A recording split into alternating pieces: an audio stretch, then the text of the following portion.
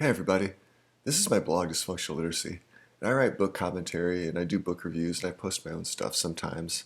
And a little over a year ago, I wrote about this issue with the American Library Association and what's her name, Laura Ingalls Wilder's Little House in the Prairie books. And the reason I'm doing the video today is because this issue, I still hear it talked about, and people still think the books got banned. And as far as I know, the books haven't gotten banned. So I wanted to take a moment just to clarify what happened with this issue. Did the books get banned? Well, no, but what really happened? And did the critics have a point about the books being racist? Well, the books aren't books now, but did the book really have racist comments in it? So I'm making this video assuming that you already know stuff. I assume that you already know who Laura Ingalls Wilder is, and I assume that you already know about the Little House in the Prairie books, and that you know about the impact that those books had on American culture, so American children's literature. So I'm not going to do a slideshow, and I'm not going to do a 15-minute recap of Americans children's lit, or Laura Ingalls Wilder was born in there, blah, blah, blah. I'm not going to do all that. So I'm going to go straight into the issue now.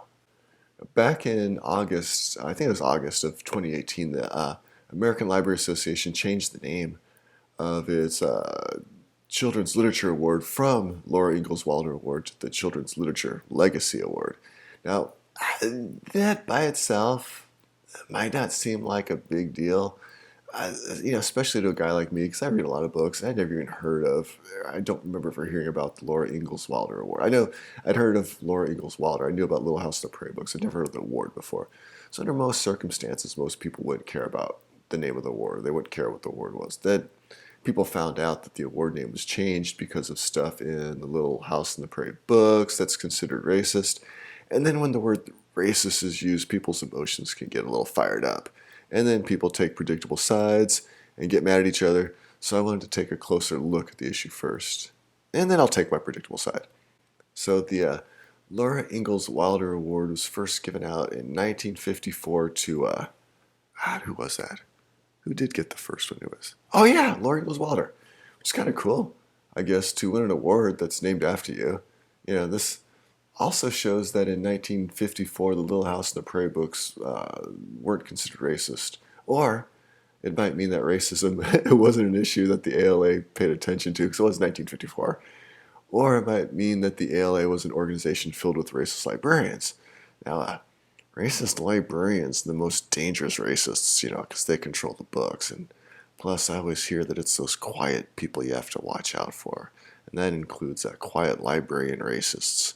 So the ALA had thought about changing the name the previous year, but didn't actually do it. So that means the ALA wasn't as concerned about racism until 2018, which means they, okay, all right, I'm kidding. It might mean nothing.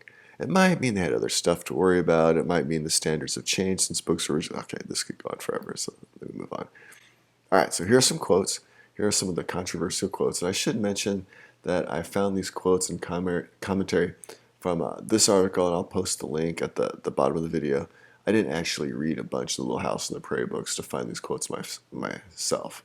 So here's the first of the quotes.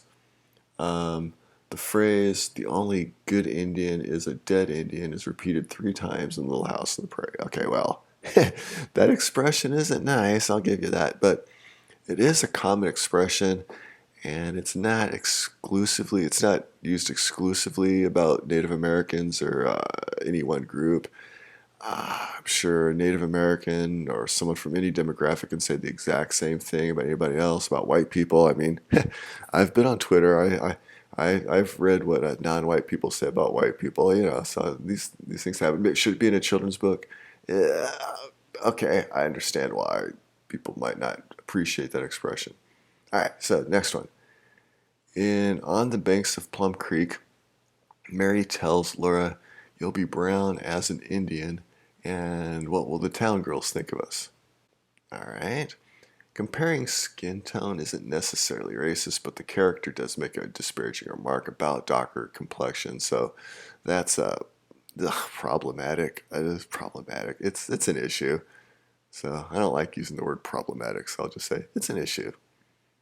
In Little Town on the Prairie, Laura's father takes part in a minstrel show while Laura's mother's dislike of Native Americans is made clear. Let's see. She looked as if she were smelling the smell of an. That's bad. Smelling the smell, smelling the scent. She looked as if she were smelling the smell of an Indian whenever she said the word. Ma despised Indians. She was afraid of them too. Okay, those characters definitely be racist by today's standards. If you're just like smell Indians, but you can have racist characters without the author of the book being racist.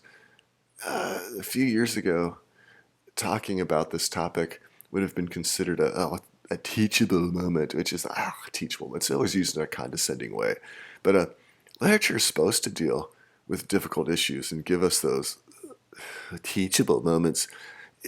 Bad literature runs away from those difficult issues. I mean, and I didn't, I didn't live on the United States prairie in the 1800s like Laura Ingalls Wilder did, but I bet settlers thought and talked like that.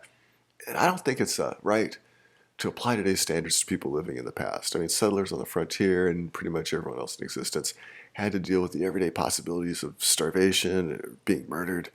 And when these are your two main worries, gentle language is not really a priority. You know, being a settler is a brutal life, and especially by our standards. You know, we're privileged. We're privileged. We're privileged. We're lucky to live in a time where starvation and being murdered aren't quite as high on our daily list of worries. I mean, don't get me wrong. When I go, I stop my head on a swivel when I go some places, but it's not like a daily worry. Now, having said that, I'm also a believer that people can change their awards, or they can change their award names whenever they want to. If a librarian wants to change the name of their award, you know, why should I care? You know, they're not trying to ban the books. They're not trying to keep me from reading anything. They're not, as far as I know, they're not discouraging anybody from reading the books. I might question the logic a little bit, especially since Laura Ingalls Wilder was such a prolific writer during the Great Depression, and people still read her books, you know, almost 100 years later. But I'm not part of the AAarrgh, so I'm not going to get overly opinionated about that. Opinionated. So I'm not going to get overly opinionated about it. But I will say one thing. I am glad the AAarrgh finally got rid of all those racist librarians. Whew, man, they used to make me really uncomfortable. All right, that's enough about me. That's enough about what I think. What do you think? How much should we judge people from the past by today's standards? You know, how strong would people's opinions about this be, you know, if it had nothing to do with the AAarrgh? Have you even read these books? I mean, do you have an opinion about this, but you haven't read the books? Let me know in the comments below. And like I said at the beginning of the video, check out my blog, Dysfunctional Literacy. All right, thanks for watching.